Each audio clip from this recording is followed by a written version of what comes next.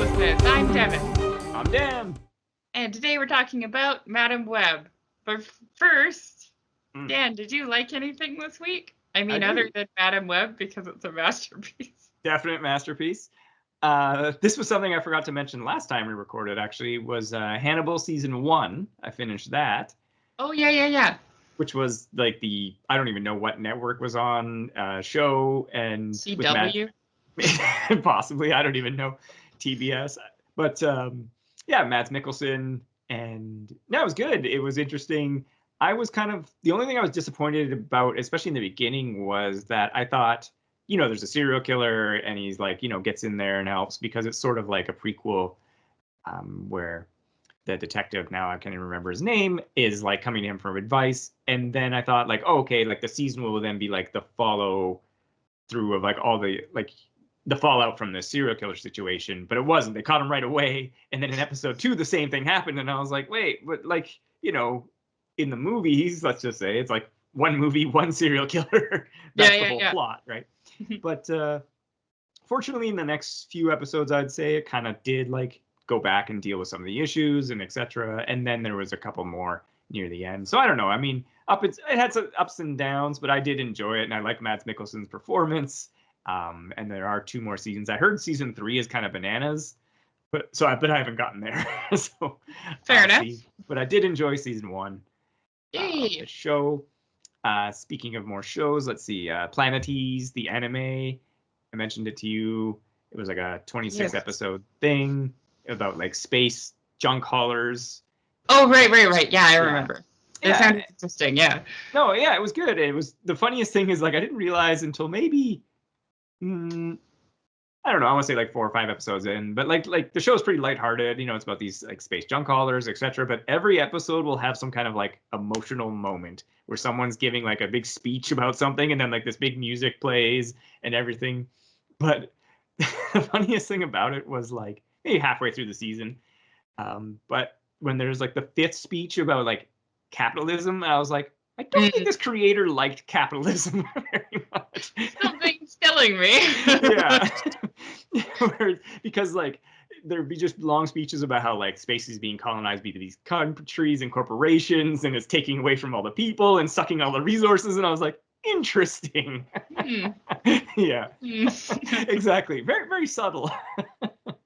No, but it was pretty good. I really liked it. I could see why it was pretty highly recommended. And then I guess I'll stay in TV shows. True Detective season 4 played. That was the one called Night Country on HBO. That finished up. Caveat, I haven't seen any of the other seasons of True Detective. I've always heard season 1 is amazing. I just haven't got around to it. I thought what's the other show that's like that you're mixing up shows? I don't know. Yeah. So The Wire? Thin Blue Wire? Yeah. Yeah, The Wire was, of course, the police show in Baltimore. So were you telling me that True Detective and The Wire are 2 different shows? They are indeed 2 different shows. Yeah, this season starred Jodie Foster, Christopher Eccleston pops up, and Ooh, I cool. don't have the full cast list in front of me, but it was pretty good. I don't know, I enjoyed it, but I like that setting because they're in far Alaska, and it's the nighttime, right? So it's just perpetual dark. I like that kind of setting where it's perpetual dark. I felt there was some weird stuff, not supernatural-ish type stuff. That's part of the show, but it was as far as detecting work going on, it was half the episode would be about that, and it's aren't you trying to solve this murder or something? I don't know. But the final... Wait, is True Detective a supernatural show? Well, here's the thing. I think there is an attempt to potentially... It's kind of almost like the X-Files, in that maybe there's a supernatural answer, but maybe there isn't. Gotcha. Right? It just appears the circumstances are weird and there's stuff going on. But in this season, the murder plot, I'll say, had a non-supernatural answer, which I actually really liked. But then there was some other stuff going on that was supernatural, but it was more just kind of shamanistic type stuff going on in the north. So I don't know, there was a mix there. But I don't know. Like I said, I didn't mind it too much. I think online discourse, let's just say. People are like, "That's the worst ever," and I was like, it was fine. So, Everything's always the worst. yeah. Well, that's why I like the Weekly Planet. They do best movie ever or worst movie ever. There's no in between. Nice. So I don't know. It did make me want to go visit season 1, because like I said, I've heard everyone's like, it's amazing. Watch that show. So I'll have to get around to it. Why didn't you start with season 1? I think it just came on HBO, and I just was like, I just missed it, and then it was just I was watching other things, playing video games, who knows, and then next thing you know, there's season 4, and I was like, I would happen to be home that day when episode 1 started, and I was like, oh, this is episode 1. Okay, I should watch this, and then nice. Was able to catch it all. Yeah, and then I guess I finished season 3 of Dark Materials, like we were just talking about before recording, as you mentioned before, that you watched it all. I finally have watched it all. It was HBO, BBC co-production. Yeah, it was pretty good. It had some ups and downs in season 3. It was interesting, just the structure. Season 3 was the weakest of the 3 seasons. I still enjoyed it, but yeah. Well, and I think I haven't read the last book, The Amber Spyglass, in a while. And so it almost seems to me, if I recall, it's almost like a Hobbit situation where it's like, yes, the battle happened, but it's not like our POV character. Yeah, totally. So it's like, but you can't sell that in a show where they're building up this battle the whole time. I didn't like the way they killed God. Well, I actually didn't mind that, because that was kind of right out of the book in a sense. No, but I just felt like in the book, it felt, I don't know. It felt like an accident in the book. Like they were like people carrying them, and they're like, "Oh crap, we dropped the box. It cracked open, and then the authorities dead." Yeah, exactly, right. And and they knew what it was too. Did they? Well, the people carrying the box knew, but I didn't think like Lyra and them knew. I think they knew that I can't remember now, but well, see, I can't remember either. But they don't spell it out in the show. Like if you've read the books, you know that's what happened, but they don't really like. And so I was kind of like, oh. And I like the image of him in a weird glass coffin better than like a robot cube from space. Yeah. Well, and there was no dialogue. You'd think if they wanted to indicate that, there could have been a line with, especially Azrael, could have been like, "Hey, is the authority in the box?" to the Regent guy when they're having that big confrontation at the end. Then you'd be, as an audience, be like, "Oh, okay, the authority is in the box," because I had no idea. I thought that was just like a piece of like architecture, and then when it fell, I was like, "Oh, okay, cool, a thing fell." Wee, things are falling. Yeah, I was like, "Oh, okay, thing fell." But yeah, and then because like the last episode is supposed to be the big emotional like finish, and it was kind of like, we just had a big finish. Yeah. So. And they did kind of like draw it out a bit longer than it needed to be. Yeah, I was still crying because I'm a big baby. Well, and it was kind of, like I was saying, it's like you could have done maybe to make the last episode hour 35, hour 40, but then they were structuring it 1 hour per episode. But so I don't know. Yeah. Anyway, moving on. Moving on. Let's talk about. I saw The Creator as well, because it's been a while since we recorded. That was that movie. Yeah, I was sick. I'm sorry, people. No, that's all right. Life stuff happens. No, I wanted to see it in theater, but it was like gone immediately because it didn't do like, blockbuster numbers, but it never was going to. It was about, an AI and a guy following the robot child. The movie was like designed for me to like, and I liked it. It's a shocker. So I remember seeing the trailer for it, and I remember thinking this movie is not designed for me at all, and I will hate it, so I'm not going to watch. No, it was pretty good. Like I said, I liked it. Simple story that I've seen many times if you're a sci-fi person. Guy, robot kid, doesn't like the kid, protects the kid, learns to be like, oh, it's just like a person, even though it's an AI.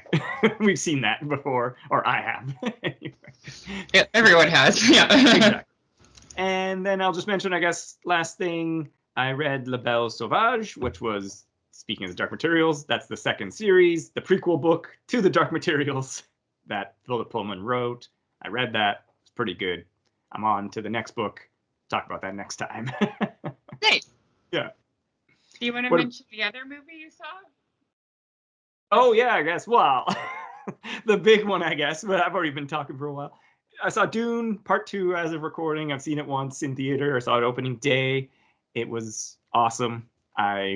Because I liked the first one. There was no way, considering that it was the same crew, the same creators, same people, and everything like that, that I was not going to enjoy it. One thing that was kind of interesting, no spoiler talk or anything, was just like, because I'm familiar with the story of Dune, watching it, this is kind of why I want to see it again, was the way he changed the story was causing like a dissonance in my brain about like, because every change has a cascade effect that I'd be like, oh, Right. You're changing this. How is that going to affect this? And what's he going to do about this character? And what is he going to do about that? So like that was really going through my head a lot while I was watching the movie. But I enjoyed the heck out of it. Like I said, not a big shock. I mean, the spice must flow. So Nice. Yeah. One thing though that was kind of interesting, and I didn't think about it till later, was that unlike say in the book, the TV show, or the David Lynch movie, they never really say why the spice is important. Oh. Yeah, which is kind of like an omission where you're like, you only need a few lines of dialogue or somebody to talk, but it's kind of was like, why is the spice important? Is it because cooking without spice, it's really bland? Yeah, basically. No, there's some few mentions here or there where they're like, oh, the spice does this or the spice does that, but it's never like spelled out that it's like, no, without the spice, space travel falls apart. People would die sooner. Like it's a huge thing. But anyway, it's good stuff. Go see it.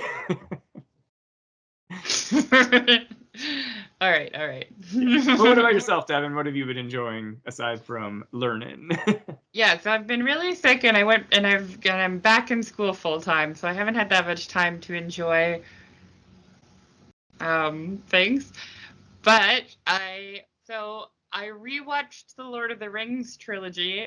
I think last time we talked about how I was watching the Hobbits. Yeah. Rewatched the Lord of the Rings, the extended versions. It's still great. Some CG in the third movie looks not perfect when you watch it in 4K, but this is a movie that's 20 years old and most of it looks amazing still. I love Aragorn, and I always will. My captain, my king. Yeah, my king. Yeah. Call me Eowyn, because yeah, it's still really good. And if you haven't seen them, what's wrong with you? Go see them. They're great. They're masters of cinema. I think I've seen the extended versions more than theatrical release now, so I have no idea what is in the theatrical versus the extended. Sure.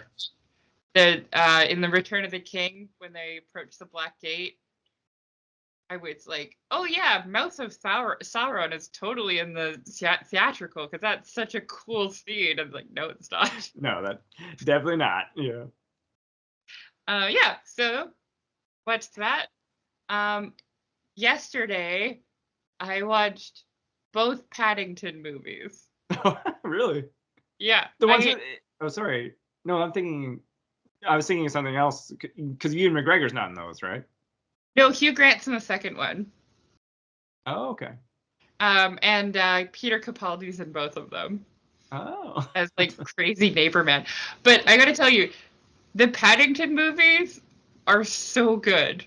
No, it's funny because the Blank Check podcast I listen to, they champion those movies. They're like, dude, Paddington slaps. Paddington slaps. So the first movie, Nicole Kidman is the bad guy. Nice. And she has just the best costume, like the silliest but best costumes ever. Like she's so first of all, she's got this wig that's like a super blunt blonde bob with like super straight bangs that just looks like villain right away. Sure. And then so there's like a part where she's like she's a taxidermist. And she's in her lab, and she's basically wearing like a latex, like super fitted lab coat with like 8-inch spiked heels. Like, it's so silly. It's also very sweet, and it's obviously like a kid's movie, so there's some like scenes that you're like, oh, this is for the children. The second one Hugh Grant plays like a crazy washed up actor, and he's having the best time playing it. Like you could totally see that he's just like living for this crazy role that he has, and he's just over the top, constantly in like silly costumes. Like he's dressed as a nun. He's like, it's great. It's really great. So I highly recommend both of those. And then I also, so I guess like my comfort shows are like Community and Parks and Rec. But I've rewatched them so many times that I'm like, oh, I need a different, like, short little funny show to watch. So I started watching The Office because everybody likes it. But there's like 100 seasons. Yeah. So I just started in season 6 randomly. Nice. Yeah. I'm like, characters are developed enough by this point. Yeah. It's okay. It's pretty funny. I mean, I don't like it as much as Community and Parks and Rec, but it's all right. That's it. That's what I got. Nice. Yeah.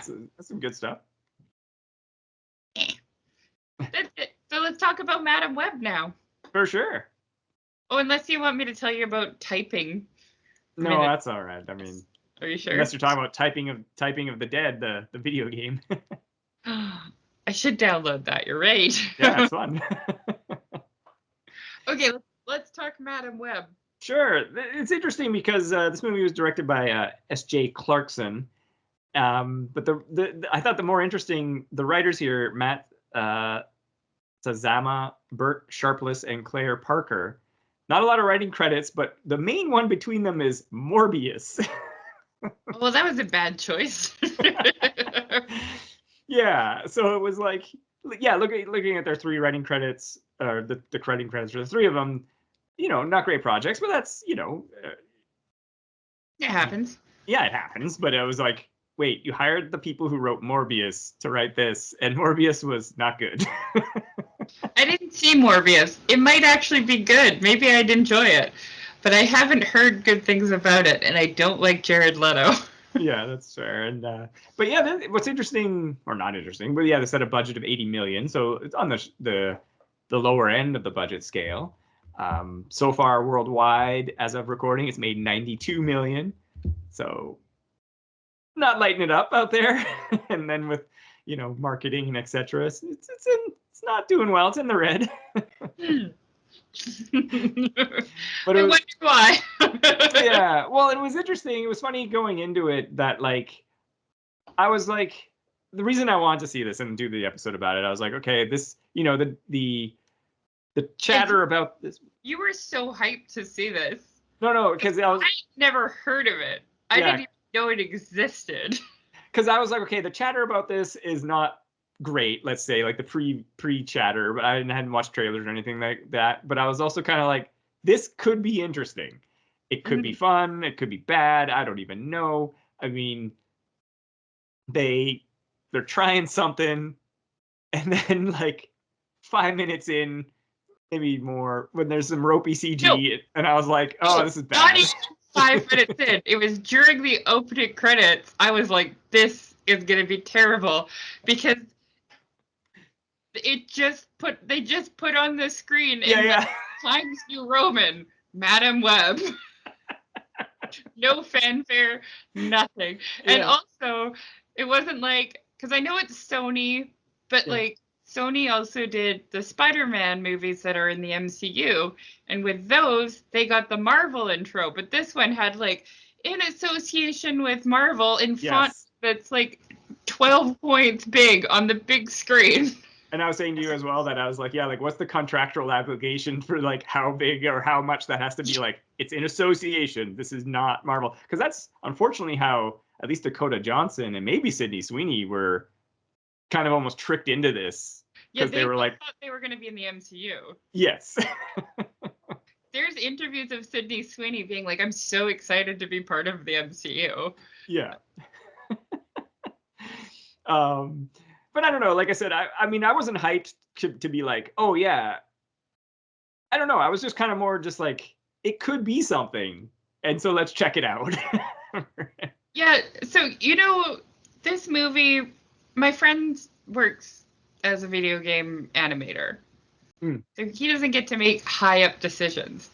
But the company he was working for specialized in VR games, and he doesn't work there anymore. And so they specialized in VR games. And the last game they made, which was followed by massive layoffs, was a game called Journey to Foundation, which is based on the Isaac Asimov. How do you say his name?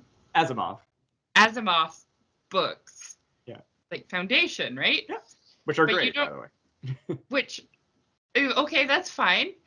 But like, it just like, it was a VR game, but it was like a, what do you call it when you just talk to people in a video game? My brain's not working today. Well, I mean, just like an RPG or like a... It was like an RPG, but there was no like action elements to it. Yeah. You just go around and you gather information. And then because they were on such a tight schedule, they couldn't make it look really cool. Like it was pretty like bare. So like the point of it being in VR didn't match like what the game was at all. Right.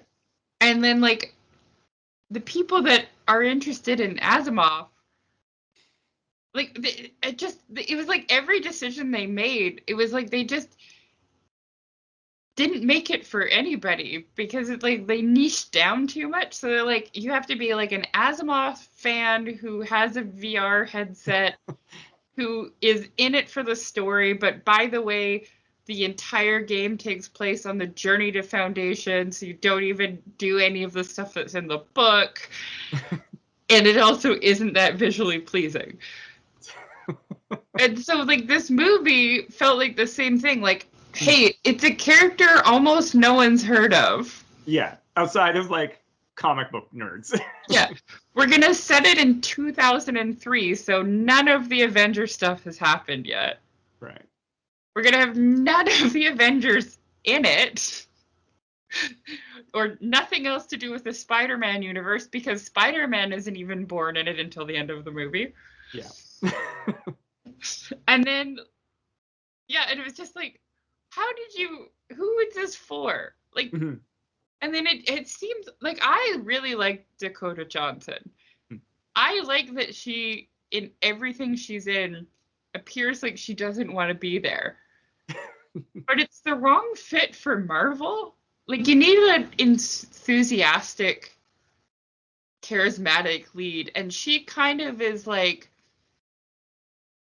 she's like, it would be like casting Aubrey Plaza as like a lead in a Marvel movie.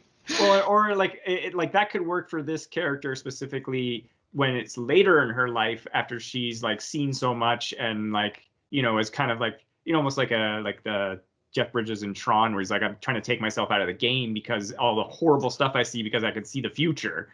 Oh yeah, I haven't seen Tron. No, but you know, I'm just mean like somebody who's like you said is disconnected from it and trying to be like distant from the events because they're like, look, it's not going to matter, yo, we're all going to die or something like that, right? Like there's always that kind of character, but she shouldn't start as that. You know, you have like an arc, like, oh, I'm not going to help, I'm only in it for myself or whatever, and then you're like, oh, I want to help. But even in her moment of like stepping into her heroism, she's just like, oh yeah. Well, that's just it, because like she's an EMT at the beginning, but she's not particularly shown as like an EMT who cares, you know, about the people that like I couldn't save them or whatever. She's just kind of like, oh, okay, you know, we're just filling out some paperwork and moving on. It's like, yeah, I get it. You know, EMTs see a lot. You got to disconnect, but like you shouldn't start that way as this kind of character. Yeah. So it's just like weird choices all over the place. Sure. Yeah. And then they just continue. Yeah. Well, and that was one of the things that I was like, this could be interesting as well, because potentially if they were building up to, because I really do enjoy the Spider-Verse, some of the, let me caveat more. Some of the Spider-Verse comic lines, storylines, sorry, that is, because some of them suck and some of them are wild and crazy. But there's a couple good ones that I was like, oh, this could be interesting if they do set these up. They could set up that kind of movie and you bring in Tom Holland if you pay him $100 million. And then, Yeah. you know, and you make this or whatever, right? And I was like, that could be kind of neat. But then they seem to have sort of not thought about that. I don't know. I don't know what they were just like, Spider-Man's hot. What if we make Spider-Man a lady? Sure. But we make 3 Spider-Man ladies. Is there Spider-Man ladies that we haven't exploited yet? Someone find them. There's so many of them. You just open up a page of Spider-Man comics. There's a bunch. Well, and that's part of it as well, is like, I'm not as familiar, but like, I know like there's obviously Spider-Woman, there's Silk, and there's, oh my gosh, I can't remember her name now. There's like three of the main ones anyway that I can remember, but I don't know. I'm not as familiar with them. Spider-Gwen. Well, obviously Spider-Gwen, but like there's another non-Spider-Gwen Spider-Girl I was trying to think of. Oh, isn't there? Yeah, isn't one of them actually just Spider-Girl? Like there's Spider-Woman and Spider-Girl? Probably. Yeah. Okay. I mean, his kid probably goes by that. So again, I was kind of like, maybe they could be going in this direction, and you set up this Madam Web character because she could be central to that kind of thing. But then at the end of the movie too, they like Professor X her, and I was like, don't do that. Like, don't put her in a wheelchair and make her blind. Maybe make her blind, but don't wheelchair bound her already. Like, yeah, you do that later. Yep, I agree. Like, she's got her vision now. She knows how her sight works. Like, and so she goes like quote unquote regular blind, but you don't wheelchair bound her at the end of the movie. Yeah. Also, like, one of Dokota Johnson's appeals is her great big eyes. Don't put a weird visor thing on her. Just give her contacts. Yeah. Or digitally white out her eyes or something. Yeah, the big visor was too big. It just looks so stupid. Yeah. Every decision made in this movie was the wrong decision, and I'm just gonna stick with that. Sure. Well, and yeah, because I think there's a couple parts where, like I said, there was some stuff that had me going, and then, like you said, they just took the wrong turn. But I think we want to talk about, I think your favorite element was our evil bad guy here, Tahar Rahim, plays Ezekiel Sims. And I don't know what the issue was. I looked a little bit, but I couldn't really find out. But literally his entire dialogue is ADR. Yeah. And it's badly dubbed. So I was trying to explain this to someone else, and I think you and I talked about it a bit. But there were parts in the movie where I thought it was like a voiceover of like what he was thinking, but then like people in the room were answering him. And I was like, is he psychic? What's going on? Well, he does have other powers than just Spider-Maning, so it's like, maybe. Maybe he's psychic and he's talking to people through there. Is he using message? Like, what's going on? So, because it wasn't just that his voice doesn't match his lips. Yeah. It was also like, and I get that when you're in ADR, you're in a sound booth, the sound is going to sound different than if you're recording it, live or whatever. Yeah, on set. But it sounded so different. Like it sounded like almost like it was like a different volume, or I don't know, it just so different that it sounded like a voice, like a Wonder Years voiceover, but people were answering him, and his mouth was moving, just not to what he was saying. Well, and I remember noticing it a bit in some of like the original first few couple scenes he's in or whatever, and I was like, okay, like you said, it's like they're in a jungle, bad sound, whatever. But then you leaned over to me, they're just in a room. It's like him and a woman, they're talking in a room, and it's just like his whole dialogue is ADR, and I'm like, yeah, why? What is happening? And then it was just so noticeable, and again, I don't know if it was even the same actor doing it or what. I don't know. I don't think it was the same actor. No. Yeah, I don't know. Like, because credit, they cast a Latino guy to play this Latino South American bad guy. Cool, but it was just Peruvian, like it clearly didn't. Guy. What? Sorry. He's Peruvian, wasn't he? Yeah, Peruvian. Sorry. Yeah. But it just didn't work out. It didn't work at all. I mean, obviously, it didn't help that every time he spoke, I looked over at you and I was doing. Like raising my hands in the air in frustration and laughing hysterically. So I'll take credit for that I probably ruined the movie for Well, and like I said, when I was watching it, when the ropey CG, I wasn't expecting that at all. Like just ropey CG spider people in the beginning, and I was like, no, don't do this. Sorry, since we're like talking about gripes, I have to bring this up because Sure. you didn't notice it until we talked about it afterwards. Yeah. But Dokota Johnson steals a cab. Yes. Takes the license plates off the stolen cab. Yes. I should also mention that mistakenly, the police are after her for killing cops. She didn't kill them. And kidnapping 3 girls. And yeah, I was saying, kidnapping 3 girls as well. Yeah. Yeah. So she steals a cab. She takes the plates off the cab. She's driving the cab around with no plates. Okay, that's fine. I can kind of... That's whatever. Happens. She drives the cab into a diner. Yes. Through the wall, crashes the car into a diner to hit someone. Yeah. Which she does successfully. And then, later in the movie, she decides she needs to go to Peru. So she takes the cab to the airport and leaves it in the park and ride. Goes to Peru somehow, even though she's wanted by the law. Yeah. Comes back from Peru, and the stolen cab with no plates and the front end all like smashed in is waiting for her at the park and ride because she's driving it around afterwards. Yeah. Why would you like? Was the original script that she didn't go to Peru? Yeah, or that happened earlier. That's the only thing I can think of, because it's such a stupid thing to overlook. It's like, did they reshoot her going to Peru? Like, was she originally like gone to a library and that's like, that's too boring, you gotta send her to Peru?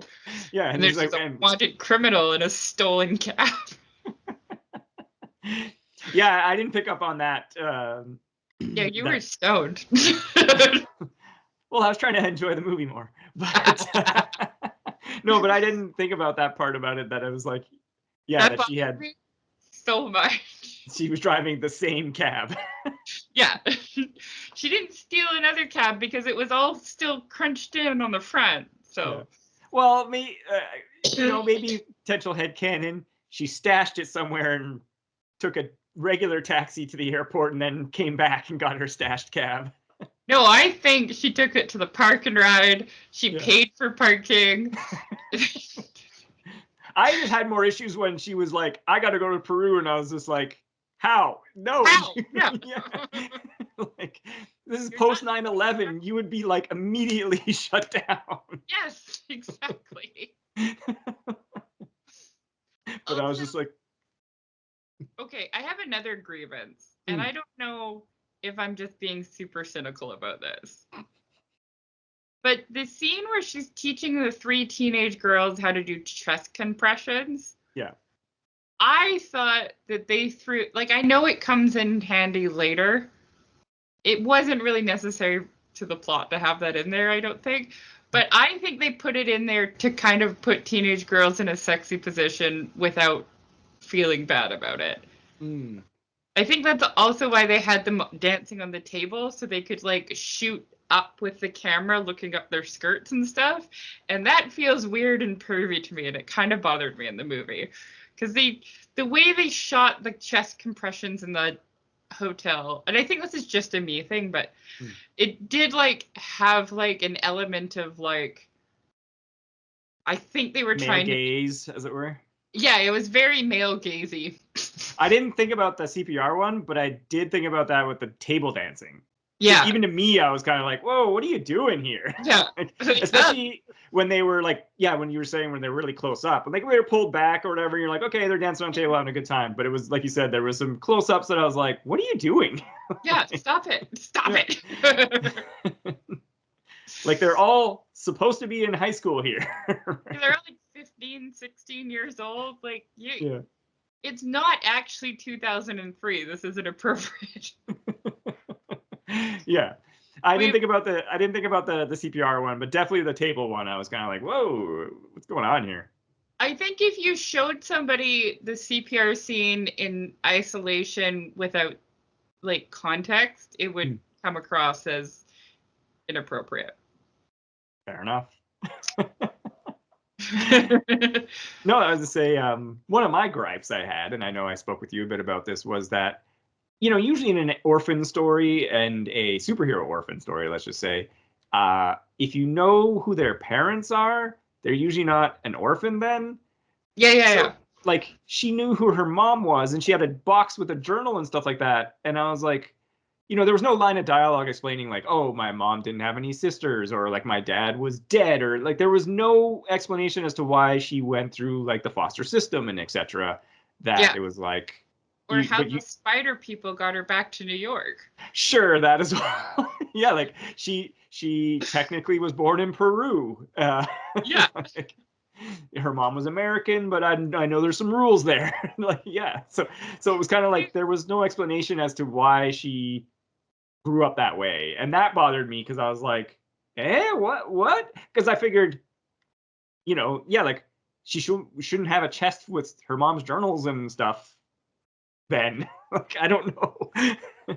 Yeah, I agree because like I remember in the movie I was thinking, oh, she's going to be raised by the spider people and that's how she has powers. Yeah.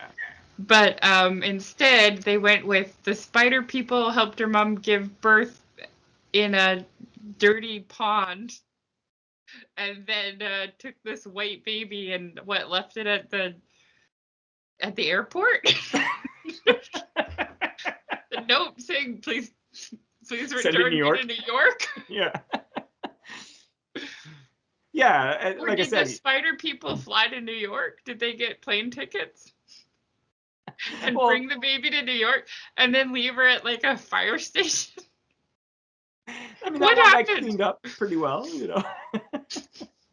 Yeah, like I said, that was just like a thing for me that there was no explanation for. That I was just like, why? With Peter Parker, for example, he lives with his aunt and uncle because his parents are dead. Okay, but he's not in the north. Yeah, he didn't go through the foster system. He's got an aunt and uncle. Where's any of her relatives? They know who her mom was. They have her last name. Like, yeah. Oh, I guess the spider people, when they either dropped her off at the airport or a fire station in New York, also brought the chest with her. Yeah. Yeah. Or at least the journal. Maybe in the chest and they mailed it to New York. So I don't know. Yeah, like I said, that one kind of bothered me as well. That I was like, this doesn't add up. Yeah. And the other major thing was, this was something I'll say this was a positive and a negative to me, was okay, after she gets in a car trying to get a guy out, she goes underwater, she kind of dies or is unconscious and gets revived by Uncle Ben, and then her powers start to like manifest or whatever, right? And I was like, cool. She goes to another EMT situation where it's like a fireworks factory is on fire or whatever. Oh yeah. And there was an accident, and she's doing CPR on a guy. And then I actually, like I said, this moment, I was into it because they're shooting it, and she's all like, you get that sense something's going to happen, Final Destination style, and it's kind of going around, and it's kind of almost a wonder, and there's people coming in and out, and there's some dialogue. She's disoriented. Like, going in and out of visions, yeah. But that annoyed me more was the visions coming in, because I was like, oh, just let this play out till we see the first, like, till we see the accident, and then you cut back to her, and then she has to do something about it, Instead, they, intercut some stuff, fine. But like I said, I like that moment. But then we find out the major thing that's going to happen is a truck is going to crash into her friend / boss in an ambulance, killing him, which she causes by trying to stop him and delaying them. But the truck was going to the end of the pier. There was only like 50 feet more of dock. Yeah. Why was it driving at like 900 miles an hour? Like, it doesn't add up at all.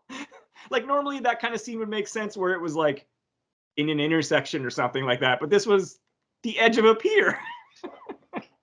Listen, the truck was dirty and it needed to clean up. Just gotta go for a bath. Yeah, or like, again, something like that would be like, oh, the brakes, we see a scene like the guy trying to, step on the brakes, and it's, oh no, it's not working, but nothing. It was just smash, and you're like, this doesn't add up at all. Yeah. Also, what happened to the guy driving the truck? Was he okay? Did he get Exactly. arrested? No. Did he die? We never found out. Was he the bad guy? Was he the bad guy's weird assistant that never gets really explained why she's there or helping him? Or what happens to her? Or what happens to her? Yeah. There's a scene that really bothered me. At the end of the climax that happens at the firework factory. Yeah, we go back there because she's like, it's gonna be a trap. The broken down fireworks factory. Yeah. So you know when you're playing a video game and you're taking too long to do stuff, your characters start like talking to you, right? Or like, I think we need to go over here. Sure. Or some kind of prompt. Yeah. That with the dialogue of that climax. They get to the roof and they're trying to get to a helicopter and it's kind of like flying around. Yeah. And then they're like, oh, he's going to the south side. And then they're like running and they're like, not this way. Well, and even as well, like because she's like telling them ahead, to be like, when I say duck, duck or whatever, and then like you said, it's like duck, and you can totally see that in a quick time event, be like press S, and you're or like the characters being like, I can't go this way. I can't go this way. The fire's too hot. Yeah. The helicopter's going to the south side. It's just like, what's going on? What is this fever dream? And you weren't even stoned. Yeah.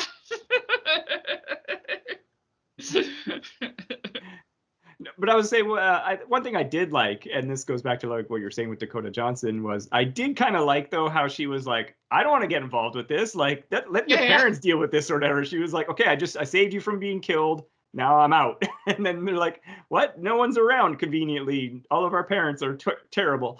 But I kind of like that she was just like, I did the one thing and I'm just going to ditch you guys. And they're like, no, we need help. Just going to leave you at this hotel. Yeah. I don't know. I kind of like that versus like, generally the call to heroism. They're like, oh, okay, I got to do something or whatever. And she's like, no, I'll just take my stolen cab and drop you off. That, yeah, it's like that too. And Dokota Johnson is perfect for that kind of thing. Yeah. For somebody who just is indifferent, she's great. It's just, it doesn't scream heroic to me. Yeah.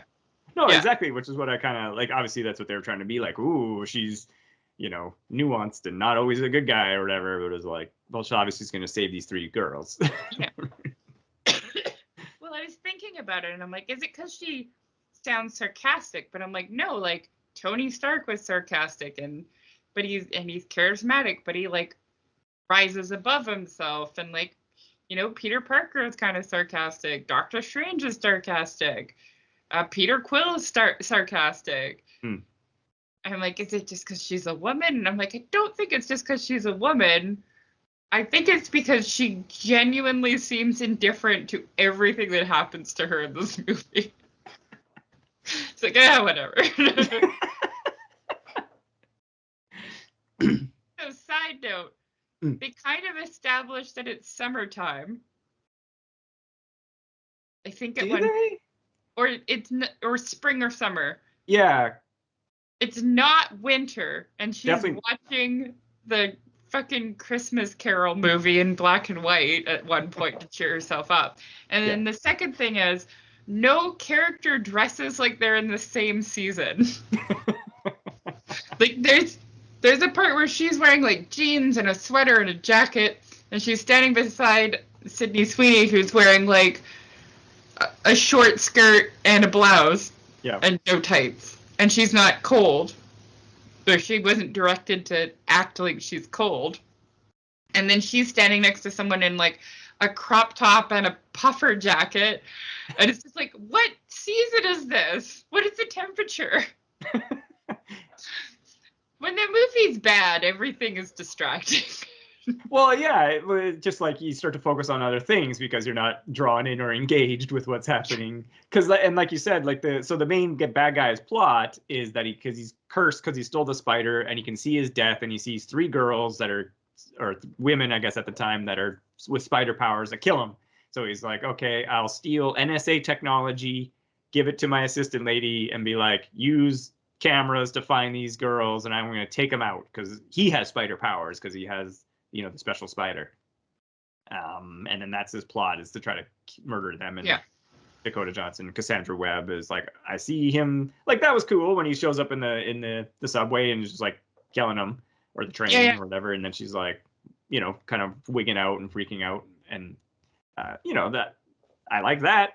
And then, like you say, but I don't know, it wasn't even later in the, like, aside from in the fireworks factory, like, we didn't get another example of her like using her powers kind of like in a developed way, like, or almost like perfect, where she's like, oh, go left, and then like someone hits something and she's like, no, okay, no, sorry, like left now, or whatever. Like, like there's no like that development, like, because that could be kind of fun, where she's like trying to direct somebody to do something, but it's not right, or it's not the right timing. But I don't know. How much do you think the bad guy's assistant makes? Like, what do you think he pays her? What do you think her deal is? Like, in why $2003? Let's say it's got to be like $250K a year at least. Okay, yeah, fair enough. Do you think she gets like benefits and stuff? Or? No benefits, because it's obviously a criminal enterprise. Does she get vacation days? I mean, she seems to always be there. Like, he just had sex with NSA lady to get her passcode or whatever, and then kills her. And then, like, it seems like it's the same evening when she's in his apartment looking at the multi-screen media situation, media thing, and it's like, is she just there for that? Like, did she listen to them begging? Or do you think she like had her headphones on and she was like listening to Britney Spears or whatever, turn the radio on and try to like, tune out the sound of it, her boss murdering someone in the next room? What's her situation? We don't know. God, this movie. Yeah, I don't know. Like I said, it was just kind of like fascinating. And I don't know. I had hope that I was like, maybe they learned, because they, Morbius was bad. I didn't know who had written or directed it before going into this movie. That I didn't realize it was the same writers. But I was like, Morbius was bad. Venom's okay-ish. The Spider-Verse stuff is great. Yeah, so I was like, maybe they've learned some lessons. Let's do something cool here, Sony. And I don't know. Doesn't seem like they did something cool. They did not do something cool. Yeah. And you could tell from their like Premiere Pro title screen at the beginning. Yeah, like I didn't think about it. Premiere Pro, it was like CapCut. It was like they edited it on their phone or something.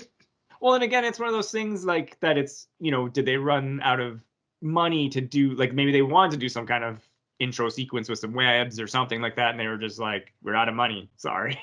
Like, so how much money could that cost? I mean, it's not cheap. You gotta pay someone on Fiverr to do it. You still gotta pay them for like a couple days work. I think they just gave up at that point. I think they were just like, well, whatever, who cares? Maybe. This movie, oh my god, it was not good. It was not good. But we should shout out the other two women here. Isabela Merced and Celeste O'Connor play the other two spider women, or eventual spider women. Yeah, they were just they were there.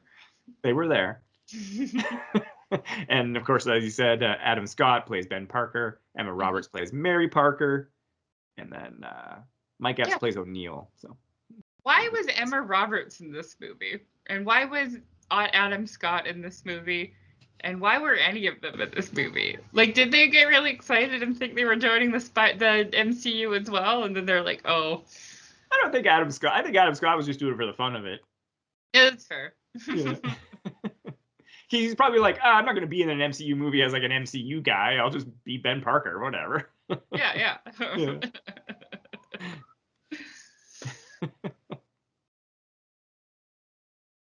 Yeah, I don't know. Like, this movie raises so many questions and doesn't answer any of them. Like, why was this made? Who is it for? who made these creative decisions? Why was it released? Mm-hmm. Why did it get a theatrical release? Yeah, and it's interesting too, like you're saying, like like what was their target audience? I mean, obviously, not obviously, many, let's just say, I think it's most superhero movies don't appeal to many women.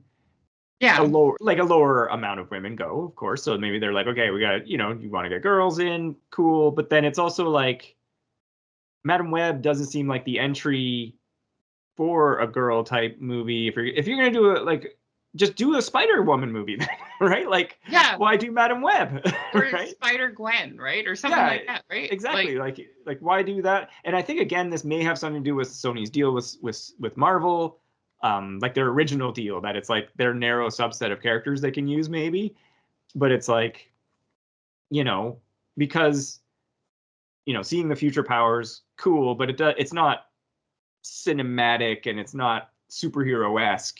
Like the seeing the future. Web should be a character that Spider-Man goes and visits in a movie for like half an hour. That was literally what I was about to say. That character is the character people consult. Yeah. Your other characters do stuff. Yeah. So exactly. It's like they got it backwards here in a sense, right? But I don't know. I guess they were just wanted to try something different, and they were like, "This could be neat." But I think if you want to try to attract a different audience, you still want to give them a kick-ass character, right? Yeah. Yeah, you do. And I mean, because I didn't see you saw the newest Black Panther, right? But because Shuri features heavily in that, right? I enjoyed it. I thought it was great. Yeah, but is she the Black Panther? Yeah. Like, does she take over? Yeah. But it's kind of like, like Black Panther's kick ass. Yeah. Like you said, you got Spider Gwen, you got Silk, you got Spider Woman. Spider Gwen especially has been established in multiple projects. That you're just like, people know who that is versus Madam Web. There's so many cool like Marvel female characters that you could do a movie after that would be interesting.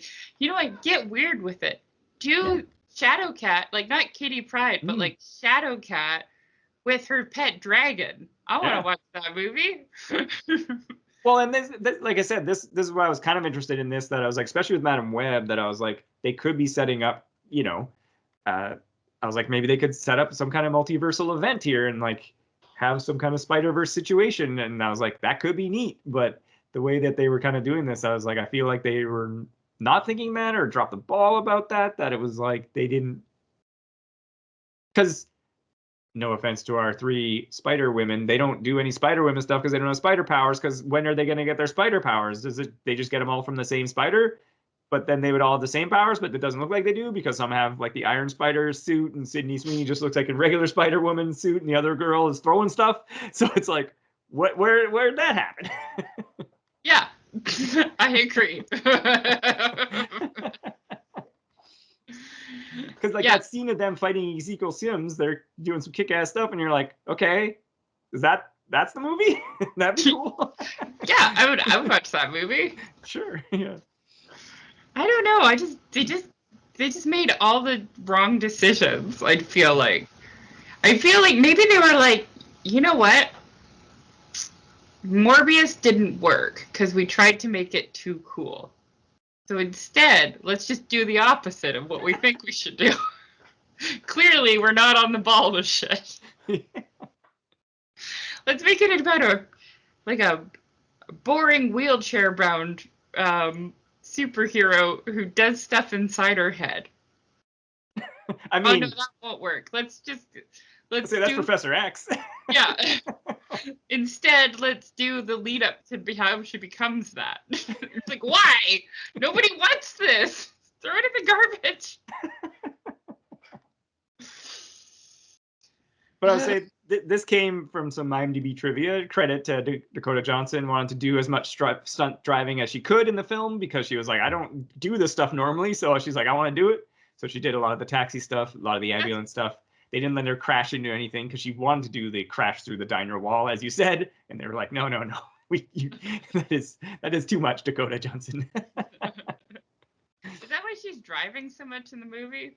I guess so. Because she was like, I'm going to do it. it doesn't really make sense. Like it could have that could have been cut, but okay. Sure. And then this, because I haven't read these kind of comics, but it's saying a note was it's kind of loosely based on the Book of Ezekiel storyline from Amazing Spider-Man 506 to 508 from 2004. Again, IMDb trivia could be correct or not on that. Fair enough. It's the same kind of like Iron Man 3 was loosely based off Extremis, which I read the Extremis comic book line, which was really cool. But like you said, it's just like they picked the one or two elements and everything else, it's not from the comic anymore. What happened in Iron Man 3? It's the one where he fights Guy Pearce, who can turn himself on fire and cut through stuff, and he has all the Iron Man suits, and then he blows them all up because when he gets attacked and stuff like that. Is that the one where he has to build his own? He has to build a new Iron Man suit out of stuff in that kid's garage. Yeah. But yeah, I liked that one. Yeah. Yeah, no, it was good. That's him out of the suit, and he builds all those weapons and fights those guys and stuff like that. Yeah. Oh yeah, Iron Man 3 is really good. yeah, it is. Yeah. Okay, now and the second one had the Mandarin. Ooh, the third one had the Mandarin. Okay, the third one had the Mandarin. The second one. Second one's not very good, unfortunately. The first one he fights Jeff Bridges, right? Yes, he does fight Jeff Bridges. Yeah, unfortunately, the second one has one of the best performances by Sam Rockwell. Sam Rockwell's in the second one? Yeah. Oh, now I want to watch it. What's it about? He's unfortunately not in it very much. It's Iron Man fights Whiplash, and unfortunately, there's some that was kind of the time where MCU didn't have it figured out with the sequels, and they were kind of jamming some too much stuff in there because then they introduced Natasha Romanoff, which that's cool, but then they also were trying to introduce Avengers stuff, but he's all drunk because the material's killing him, and so he's kind of like an ass and etc. But there's a couple really good scenes, like the racetrack scene is great. Like you said, Sam Rockwell is a lot of fun in it. and I don't remember anything about the second movie. Yeah, that's fair enough. It's not as good, unfortunately. The later 3/4 of it is not as good. Oh. Yeah. It is my opinion. All right, that's fair. Yeah. This movie, Madam Web, was so good that we had to talk about Iron Man during it. Yes, definitely. I don't know. Yeah, it's kind of curious. I mean, I don't know. I assume I don't know what the SPUM or the Sony Pictures universe of Marvel movies, what their kind of plan is, because they did the 2 Venom movies, moderately successful. These 2 not so great, like Morbius in this one. So it's I don't know what their plan is next. I kind of wish that if they're gonna make weird, obscure character movies that they have the license to do the characters for, I kind of wish they would just release them to streaming and just lean into the fact that it's bad. Just make them at the same quality level as a Hallmark Christmas movie. And just leave it at that. Just stop putting them in theaters. No, I was going to say, Craven's coming out next with Aaron Taylor Johnson. Oh, yeah, I don't know who that is, really. Oh, but you know what? Here we go. Because they own the Sinister Six, and that's a great set of villains, but they haven't, they've used them sort of, but not really. So there's a weird 50 Shades of Grey connection here. Oh, because Dokota Johnson was in in all the movies. Yeah. And the Aaron Taylor Johnson, the other Taylor Johnson, Lady Taylor Johnson, that I think was his girlfriend that was grooming him or something, she directed. She directed this? No, she directed 50 Shades of Grey. Sorry, okay. So there's a 50 Shades connection between Madam Web and Craven. Nice. It's the 6 degrees of separation of Kevin Bacon, but it's the 50 Shades connection. I'm losing my mind. Madam Web, ah! Did you want to talk about anything else, or should we wrap this up? No, I think we've said most of our thoughts. Yeah, like I said, there was a couple scenes that I was kind of into, and then most of it though was not so good, and I just felt like, what's that? A waste of time. Well, or I was to say a waste of potential in a sense. Again, like when they do these movies where you're just like, yeah, like you're saying, what was the decision? How did you end up with this? Why did this happen in this way? Do you think they just wrote down like a bunch of like options and then rolled a dice? Do you think that's how they decided things? Well, I mean, obviously, when they do these movies, like someone pitches them an idea and to get this money, and so they clearly had a pitch that somebody liked, and it's like whoever that somebody liked needs to have not be their job anymore. I disagree. I think that they have a timer set up in Sony's head office, and they're like, shit, we got to put in another spider bullshit. Yeah. Don't lose our licensing. And then they just reach into a barrel and they like pick out like a piece of paper. Like they just have pieces of paper with like characters written on them, and they just pick one out and they're like, Madam Web, who the fuck is that? And I'm like, I don't know, let's get Dokota Johnson in it. Yeah, it's obviously in hindsight, like, this has been going on for a while since the first Spider-Man movies of Tobey Maguire, that it's like obviously hindsight where Marvel Productions wasn't a thing at the time, that they would not have done this license deal with Sony. Absolutely not. Yeah. Right? That they're just like one of their most popular characters, because Spider-Man literally is one of the most popular superheroes on the planet. It's like him, Batman, and Superman. That it's like he's unfortunately under the control of people that aren't putting out quality products with him, or quality content. Let's just say that, like you say, like they own the Sinister Six. They have all these other Spider people, and it's like, they obviously, somebody at Sony does make some good decisions, because the Spider-Verse movies came out of them. Great movies, right? That you're just like, where are you going so wrong with your live action content here? That what they should do with these like not very well known characters is they should give them like almost like Venture Brothers treatment, and just like lean into the like ridiculousness of it. Yeah. And make it silly and fun. Well, one of my favorite things has been the Harley Quinn cartoon, right? Like, obviously she's well known, but like you said, it takes it in wild turns, and it does bring in some obscure characters that, like, I had, like Kite Man, for example, was like a big part of season 1 and 2, and he's just like, it's Kite Man. Right? But it's like you said, it's like, it's an off the wall character, and they just do crazy shit with it, and it's great. It just leaned into the dumbness. Well, and I think it's also like now audiences, like, they don't give us enough credit, I feel like, but audiences are more aware that it's like, you can have different versions of the same-ish characters and what have you. Like, it's fine, right? Like, yeah, it's one of my kind of current gripes with the Marvel situation, is that, like, it's okay to make these movies that aren't connected to the other universe movies. Like, that's fine, right? Like, especially when you introduce the multiverse, that it's just like, do whatever. Yeah, totally. Just do something fun and different. Yeah. I did appreciate, so I will give them this. I did appreciate that it wasn't a world-saving or universe-saving or even city-saving movie. Yeah. Just saving these 3 girls. It was just saving 3 girls. And so I appreciate that. So it was a different kind of story, and that's the only credit that I will give them. Wait, but she abandons them and goes to Peru for a week.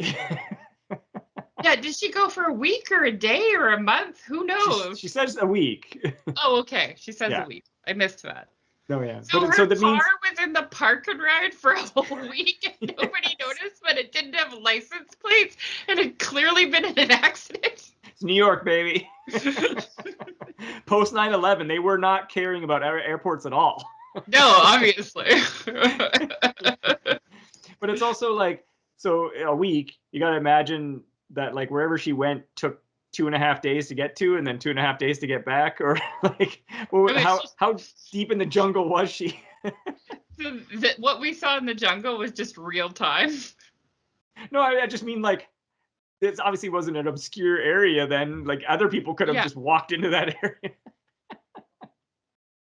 No, I I would like the movie more if it was revealed that the time that she actually spent in the like magical pond with the spider people was actually just 5 minutes, like it is in the movie.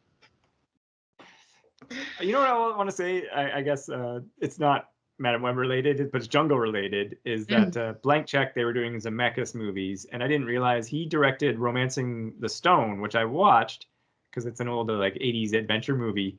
It's great. Highly recommend. It's on Disney Plus because it was put out by Fox.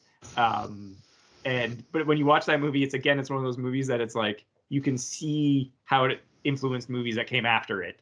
Oh, that's cool. But it was the first. Anyway, good movie. Nice. In Jungle Time. But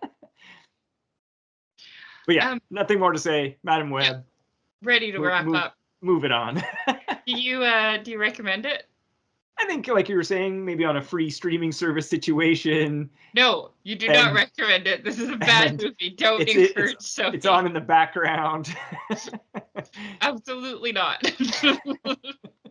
Sony, you're on a timeout till you make better movies. Well, or yeah, like I don't even know when the Spider-Verse 3 is coming out. I assume next year or this year. I don't know. I don't know either. I'm really mad that it ended on a cliffhanger.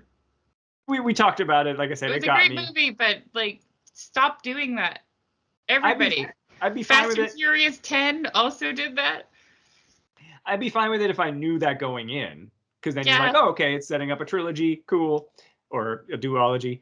But you know, like Fast 10, it was known that it was going to be a sequel, so it's like, you know, you knew that going in. Oh, I thought you knew. I thought it because they said they were going to do like the last two, so. Yeah, I just thought they were doing the last two movies. I didn't think it was going to end on a weird cliffhanger with Gal Gadot popping up out of a submarine in the Arctic. Hey, it's me, Gal Gadot. Hello. Do you like my submarine? Yeah. And then she sings Imagine. Yeah. Anyways, let's wrap this up. Sure. If you enjoyed this podcast, please rate and review us somewhere. I don't know where. Spotify? I don't know. Can you do that? I don't know. Share it with your friends. You can do that. Yeah, share it with your friends. Check us out on YouTube, Tome of Uselessness, or on Instagram, Tome of Uselessness, or our website, tomeofuselessness.com. Ooh. It's .net. Or if you have a really good idea, or you want to, tell us that we're wrong and that Madam Web is actually the greatest movie of all time, you can email us at tomeofuselessness@gmail.com, and we will ignore you if you say that, because your opinion is wrong. But if you have a suggestion, we'll listen. I answer every email because we've only ever gotten like 3. Nice. Perfect. 10 out of 10. Yeah. Weren't 2 of them from the same guy, too? Probably. Yeah. Okay, cool. And that's it. Yeah, stay safe and thanks for listening. Yeah. Bye. Mic dropped.